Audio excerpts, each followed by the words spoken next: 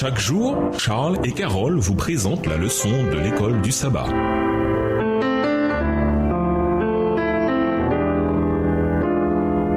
Bienvenue dans votre émission. Dieu nous parle. Nous voilà à la leçon de mardi. Moïse, humble serviteur. Les grandes salles du palais égyptien respiraient l'opulence, le plaisir et la facilité. Moïse a été élevé dans toute la sagesse des Égyptiens et il était puissant dans ses paroles et dans ses œuvres. Acte 7, le verset 22. Une vie de puissance, de richesse et de popularité s'offrait à lui. Mais Moïse choisit une existence très différente. Comme historien, poète, philosophe général et législateur, il était sans égal. Et néanmoins, ayant le monde entier devant lui, il eut la force morale de renoncer aux perspectives brillantes de la richesse et des grandeurs humaines, aimant mieux souffrir avec le peuple de Dieu que d'avoir du péché une jouissance momentanée. Extrait du livre Patriarches et prophètes à la page 224, livre écrit par Ellen G. White. Que nous dit Hébreux 11, versets 24 à 26 sur la raison qui poussa Moïse à choisir un chemin différent et à devenir humble? Hébreux 11, versets 24 à 26, c'est par la foi que Moïse, devenu grand, refusa d'être appelé fils de la fille de Pharaon, aimant mieux être maltraité avec le peuple de Dieu que d'avoir pour un temps la jouissance du péché, regardant l'opprobre de Christ comme une richesse plus grande que les trésors de l'Égypte, car il avait les yeux fixés sur la rémunération. L'humilité de Moïse est remarquable si l'on considère l'homme puissant qu'il était et l'endroit d'où il venait. Pourtant, à cause d'un acte impulsif, Exode 2, verset 12, il perdit sa confiance en soi et son autosuffisance. Pendant 40 ans, les montagnes furent les murs de sa classe et son orgueil fut balayé tandis que le Seigneur lui enseignait ce qu'il devait savoir pour faire sortir une nation de l'esclavage et la conduire en terre promise. La puissance et les richesses de ce qui aurait pu être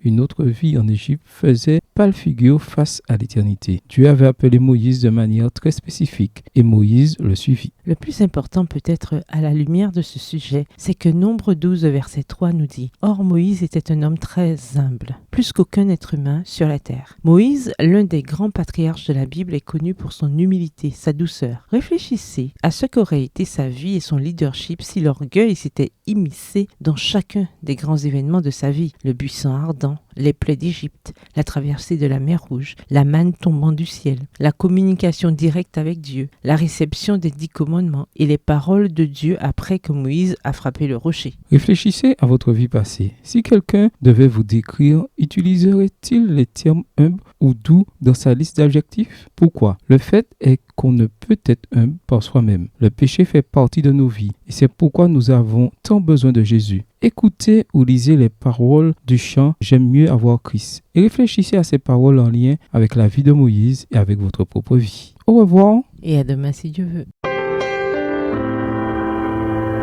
Dieu nous parle. Chaque jour, Charles et Carole vous présentent la leçon de l'école du sabbat.